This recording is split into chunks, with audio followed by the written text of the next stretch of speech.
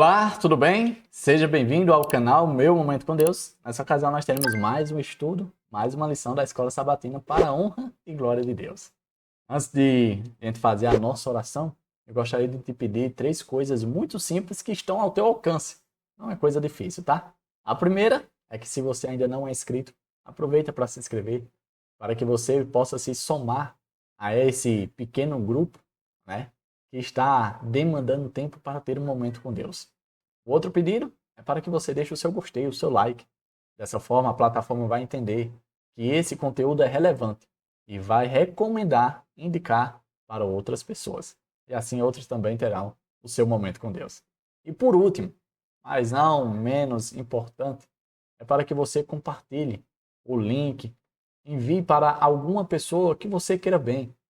Você desejando a ela a palavra de Deus por meio desse estudo, eu tenho certeza que isso será uma demonstração não apenas de afeto, mas de que você deseja ver essa pessoa no céu junto com você. Tá bom? Três coisas que estão ao teu alcance. Então, se possível, dá essa força. Tá bom? Agora eu quero convidar você a orar comigo. Vamos buscar a Deus e logo em seguida conhecer qual será o tema do nosso estudo. Oremos então? Senhor Deus, estás nos céus, muito obrigado, Pai, por mais uma oportunidade de poder, nessa ocasião, estudar a Tua palavra. Ela que tem nos aproximado de Ti, tem trazido conhecimento, tem tornado os nossos passos em direção à terra prometida, à Nova Jerusalém, os passos mais sólidos e firmes, porque tem trazido resolução aos nossos questionamentos. Ah, Deus, fica conosco. Perdoa os nossos pecados, Pai, porque somos pecadores. É isso que nós te pedimos em nome de Jesus Cristo. Amém. Pois muito bem, chegamos ao tema de quinta-feira. Olha só, semana passa ligeiro, né, gente? Quinta-feira, o nosso tema é o juízo pré-advento. Vamos conhecer um pouco sobre esse juízo pré-advento, que muitas pessoas falam por aí que isso não existe, que isso não é bíblico. Vamos tomar conhecimento? Eu separei aqui alguns pontos, como eu sempre faço, e aí a gente vai conversando um pouco sobre cada ponto que eu separei. O primeiro ponto diz assim, ó. A descrição do juízo encontrado em Daniel 7 apresenta um vislumbre por trás do véu. Uma oportunidade inspiradora de ver como Deus está resolvendo o problema do pecado, enquanto redime os que desejam viver em aliança com Ele. Nesse exato momento em que eu e você estamos estudando aqui a lição, está acontecendo um julgamento lá no céu, em que o nosso Senhor Jesus Cristo, ele atua como o nosso mediador, como o nosso advogado, aquele que está pleiteando diante do Pai a minha e a sua causa. Nesse exato momento, está sendo abertos os livros que estão ali registrados todos os nossos atos e ações. E você sabe que muitas vezes as nossas ações, os nossos desejos, as nossas inclinações, elas servem como, podemos dizer assim, provas e testemunhas contra nós mesmos. E é nesse exato momento que Cristo apresenta o seu sacrifício, a sua morte expiatória, para nos justificar diante do Pai. E toda vez que eu e você buscamos os méritos dele, toda vez que eu e você demandamos a nossa confiança no sacrifício dele, nós demonstramos a nossa posição de que queremos que Cristo nos represente e nos substitua diante do Pai. Dessa forma, é que eu e você somos redimidos na presença de Deus. Então vamos conhecer esse contexto de Daniel 7, que nos dá provas sólidas, bíblicas, de que de fato existe um juízo pré-advento, ou seja, um juízo antes da volta de Jesus que está acontecendo nesse exato momento. Olha comigo aqui, Daniel 7. Nós vamos ler alguns versículos. Primeiro, 9 e 10. Olha o que diz o 9 e o 10. Enquanto eu olhava, tronos foram colocados, e um ancião se assentou.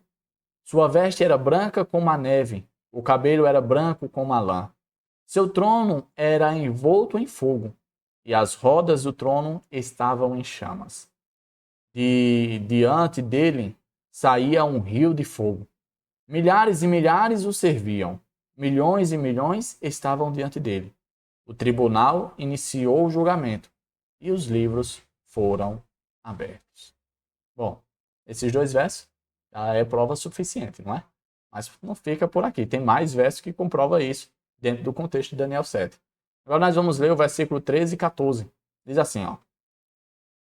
Em minha visão à noite, vi alguém semelhante ao filho de homem, vindo com as nuvens dos céus. Ele se aproximou do ancião e foi conduzido à sua presença. Ele recebeu autoridade, glória e o reino. Todos os povos, nações e homens de todas as línguas o adoram. Seu domínio é um domínio eterno, que não acabará, e o seu reino jamais será destruído. Quem será esse filho do homem? Senão o nosso Senhor Jesus Cristo. Agora o verso 22. Até que o ancião veio e pronunciou a sentença a favor dos santos do Altíssimo. Chegou a hora de eles tomarem posse do reino. Chegou a hora da gente ser justificados pela justiça de Cristo. Agora, verso 26 e 27 do capítulo 7 de Daniel diz assim: Mas o tribunal o julgará, e o seu poder lhe será tirado e totalmente destruído para sempre. Então a soberania, o poder e a grandeza dos reinos que há debaixo de todo o céu serão entregues nas mãos dos santos, o povo do Altíssimo. O reino deles será um reino eterno, e todos os governantes o adorarão e lhe obedecerão. Certa vez, aqui nesse canal, nós comentamos sobre a questão da gente muitas vezes ser atraído pela vida aparentemente boa das pessoas más e ímpias. Aqui, nesse verso, a gente tem um desfecho final de como as coisas irão terminar. Nós não apenas iremos ocupar o lugar dos atuais governantes, como teremos um rei supremo, que será não apenas dono de tudo, mas o seu governo irá durar para sempre, e é o governo de Jesus Cristo. Com base nesses textos que a gente leu, eu separei aqui alguns pontos, e o primeiro ponto diz assim: a Bíblia destaca que a raça humana é julgada pelo Senhor. Além desses versos que a gente viu em Daniel, a gente encontra outros versos que comprovam isso. Por exemplo, temos o exemplo de Eclesiastes 12:14, que diz: Deus há de trazer a juízo todas as obras. Esse verso é muito claro e objetivo. Porém, não fica só em Eclesiastes. Nós temos um outro exemplo de Romanos 14:10, que diz: todos temos de comparecer diante do tribunal de Deus. Isso é Paulo falando. Paulo cria piamente nisso que, em determinado momento, nós teríamos que nos apresentar diante desse tribunal. Olha esse segundo ponto. Deus não precisa de registros para saber quem está salvo ou perdido. Mas as criaturas têm perguntas, inclusive os anjos, e têm examinado o plano da salvação ao longo do tempo. Por que é que há essa descrição de que os livros estão sendo abertos e examinados? Será que o nosso Deus perfeito, todo-poderoso, precisa desses livros que estão sendo registrados? Será que ele não tem poder suficiente para decidir quem está correto, quem está errado, quem vai ser salvo, quem vai se perder? Bom, ele não precisa dos livros. Mas não somente os anjos, mas eu e você teremos acesso nesses livros. Ontem nós falamos sobre a questão do milênio. E o milênio vai ser exatamente para isso. Para que eu e você ateste todo o julgamento de Deus. Como se a gente estivesse passando um pano a limpo, né? Um pente fino, que é melhor o termo, né? Um pente fino. E ali verificando todo o proceder de Deus. Isso revela o quão transparente é o nosso Deus. O quão preocupado ele está, não somente com, vamos dizer assim, o nosso olhar perante ele, mas que a gente esteja em comum acordo com o juízo que ele realizou. Quando eu e você tivermos acesso, assim como os anjos estão tendo nessa ocasião, não restará dúvida nenhuma. Existe um salmo que é muito bonito, que fala sobre a entronização de Jesus. E nesse salmo, os anjos declaram que, de fato, Jesus é digno. É nesse contexto que os anjos não apenas adoram, mas atestam toda a glória e honra a Jesus. Porque os anjos, eles testemunharam as acusações de Satanás. Os anjos viram a rebelião. Os anjos, quem sabe, em algum momento ficaram na dúvida. Será que Satanás não tem razão? Será que ele não está certo? Depois que eles também testemunharam a morte de Jesus, eles tiraram todas as dúvidas que tinham. E ali eles tiveram a plena convicção de que não apenas escolheram o lado certo, mas de que Deus sempre teve razão, de que Deus sempre foi justo. Às vezes eu e você ficamos com algumas dúvidas com relação a algumas coisas. Isso é normal acontecer, porque infelizmente eu e você não sabemos todas as coisas, não temos o conhecimento pleno das informações. Mas fica tranquilo, mantenha a tua caminhada, mantenha a tua jornada, mantenha o teu passo firme em direção a Deus. Porque no momento certo, no tempo correto, Ele irá revelar todas as coisas. E você vai chegar à conclusão, porque a Bíblia afirma isso, que você fez a melhor escolha da tua vida em confiar, em colocar na presença de Deus a tua fé e a tua confiança.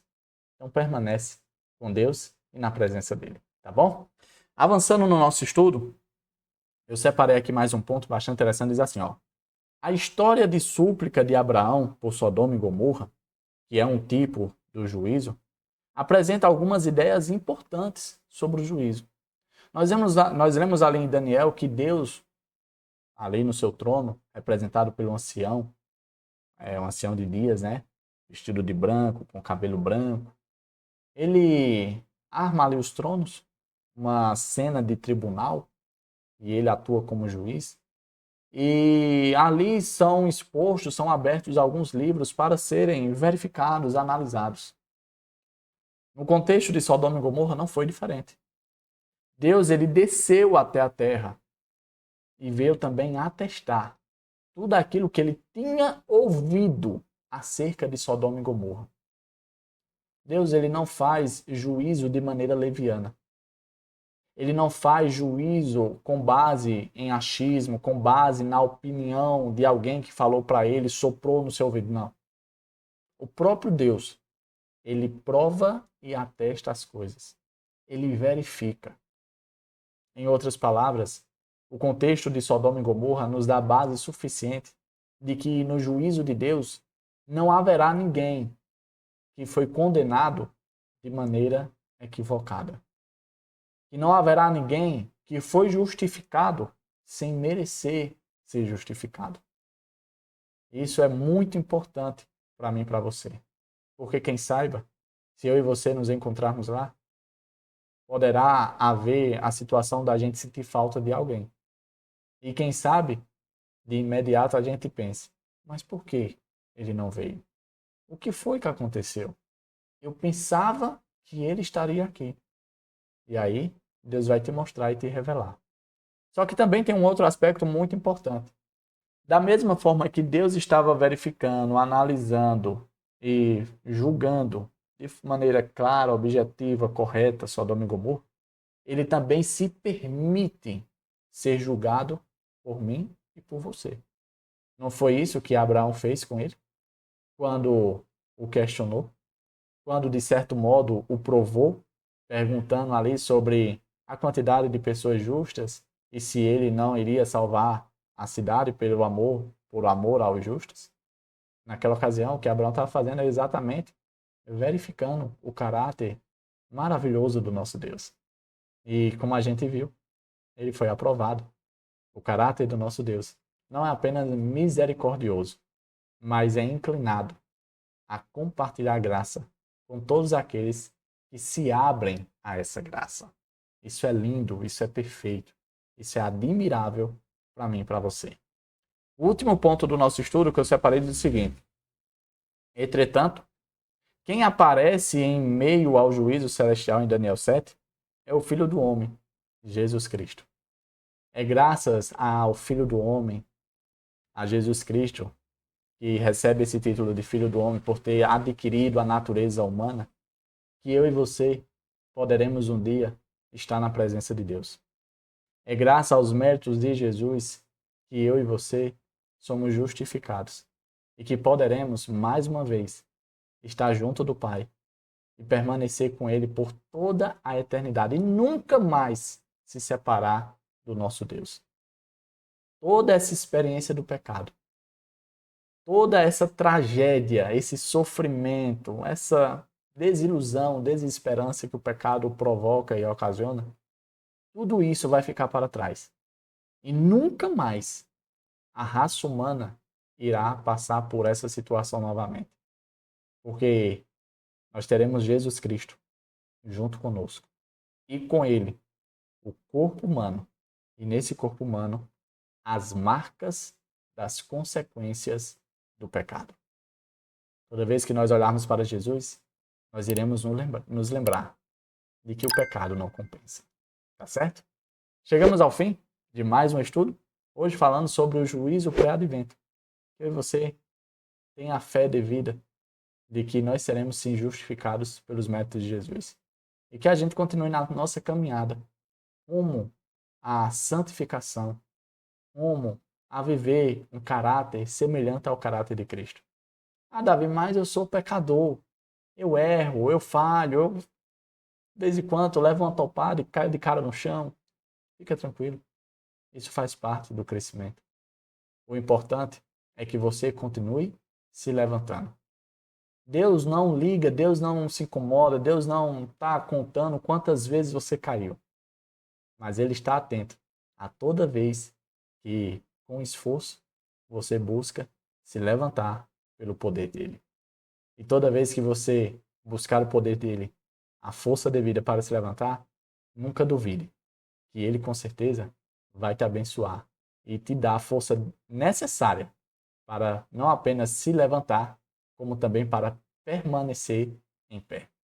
A vitória não é para aqueles que não caem, mas é para aqueles que perseveram em buscar sempre se manter de pé.